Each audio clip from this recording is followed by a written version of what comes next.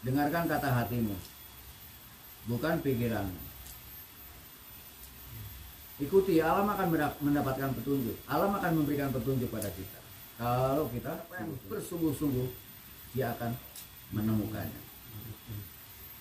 Itu sudah formulasi alam semesta. Kalau sampai nggak bertemu ya karena nggak pernah bersungguh-sungguh. Pingin tapi nggak bersungguh-sungguh percuma.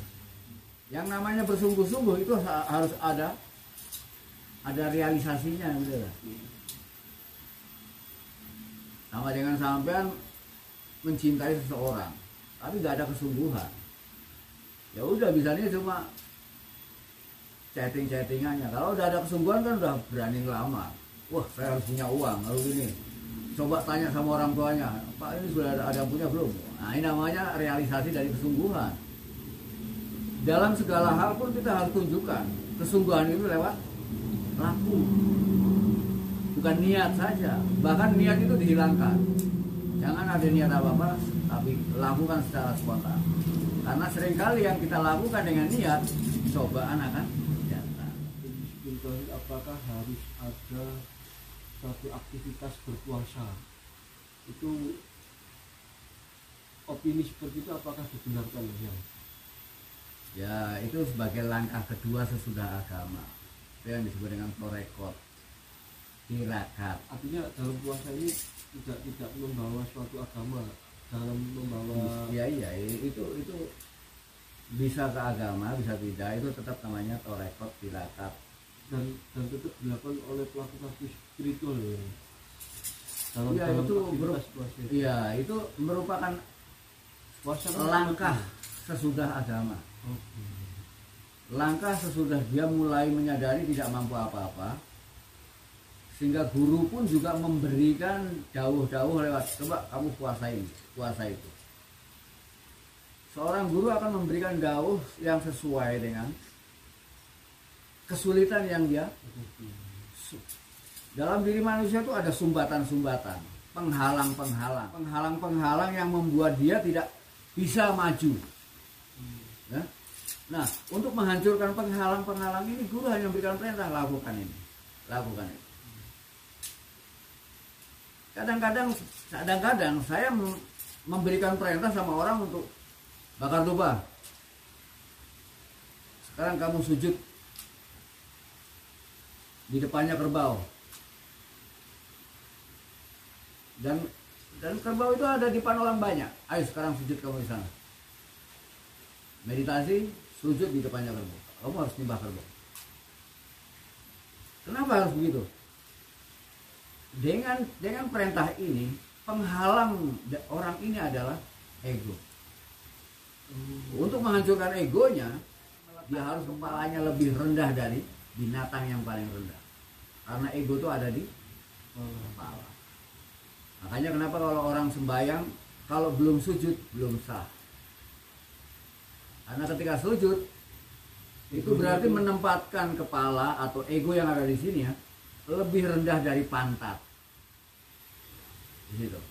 Itu guru punya macam-macam cara. Itu. Apa yang dia lawan? Malu, gengsi, segala macam. Itu kalau dia mampu melawan itu dan hancur, berhasil.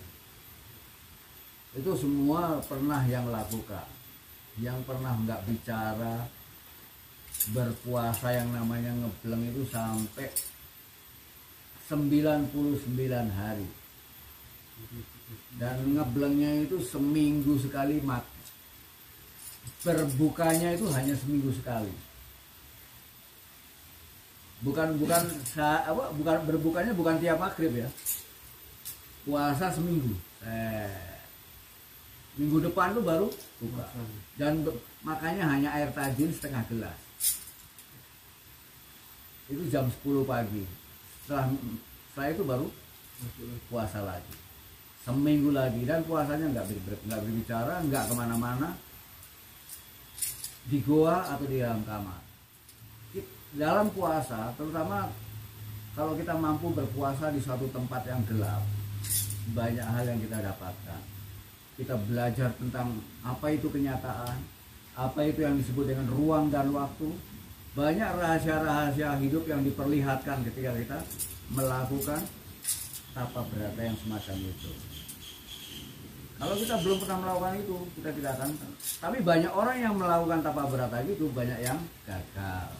Mungkin mereka mendapatkan kesaktian, mendapatkan ini, tapi sebetulnya bukan di sana. Kita belajar untuk mengamati apa yang disebut waktu. Apakah itu waktu? Dan apakah itu kenyataan? Banyak orang yang nggak tahu apa itu kenyataan. Tapi orang seringkali bicara nyatanya, kenyataan itu. Padahal yang mereka saksikan bukan kenyataan. Nah, dengan kita melakukan tapa berata di gua yang gelap, banyak hal yang kita peroleh, di mana kita mampu keluar dari pola pikir kita. Selama ini manusia nggak sadar kalau di penjara, dikurung oleh pikirannya sendiri, oleh pemahamannya sendiri. Dengan melakukan tapa berata semacam itu, kita mencoba untuk keluar dari pikiran. Di sana kita mengamati pikiran kita sendiri, bagaimana liarnya pikiran kita. Biasanya sampai kalau pada waktu sembahyang, sampai akan bisa melihat sendiri. Semakin kita hening, pikiran itu semakin jelas kelihatannya. Ya kan? Nah, di sana kita diperlihatkan bagaimana liarnya pikiran kita dan bagaimana harusnya kita mengendalikan. Dan orang biasanya berusaha untuk belajar mengendalikan pikiran. Bisa. Lalu yang mereka lakukan adalah dengan kepandaian pikirannya ya. Akhirnya apa? Kita belajar mengendalikan pikiran dengan pikiran. Iya kan? Pikiran mengendalikan pikiran. Lalu pada akhirnya pikiran yang mengendalikan tadi menjadi tidak terkendali lagi. Ya kan? Kita belajar membunuh pikiran dengan di sana muncul ada pikiran yang harus dibunuh dan ada pikiran yang membunuh. Ya. Lalu pikiran yang membunuh ini akhirnya menjadi pikiran yang mengganggu lagi. Coba kalau sama sembahyang. Wah, sudah tenang. Wah, aku harus tenang. Loh, ngomong mana? Loh, aku harus tenang, harus tenang. Wah, harus tenang. Mulai muncul lagi pikiran. Wah, enaknya betul apa ya? Udah, ketika kamu bertanya, berpikir, di sanalah muncul dua pikiran yang seolah-olah yang satu menghilangkan yang satu. Ya kan? Akhirnya seperti gini ya. Yang bisa menghilangkan pikiran hanya si pemilik pikiran. Ya, siapa pemilik pikiran? Ya jadi dirimu sendiri. Oleh karena di dirimu yang sebenarnya itu yang harus bangkit. Sadar sebagai dirimu, bukan sadar sebagai pikiran. Karena selama manusia belum sadar sebagai diri sendiri, dia masih sadar sebagai pikiran. Orang-orang yang terjerat oleh pikirannya, sadar sebagai pikirannya, ini yang disebut manusia. Disebut manusia karena dia masih menjadi budak dari pikirannya sendiri. Makanya orang bertengkar satu dengan yang lain karena masing-masing masih menjadi budak pikirannya, menjadi budak pemahamannya. Coba kalau kita jatuhkan pikirannya, marah dia. Nah, kesempatan ini coba kalian untuk menggali sedalam-dalamnya. Ya, kita sinau bareng di sini, belajar bersama pada orang-orang yang masih hidup, bukan belajar pada orang yang sudah mati. Ya mungkin kita bisa membaca buku-bukunya, tapi kita akan mengalami kesulitan karena orang yang sudah mati itu hidup ratusan tahun sebelumnya, jauh, sehingga jauh di zaman yang berbeda, di dalam kebudayaan yang berbeda, di dalam kesulitan yang berbeda. Seorangnya kan itu masuk kok, kita mampu hanya berkamp, dia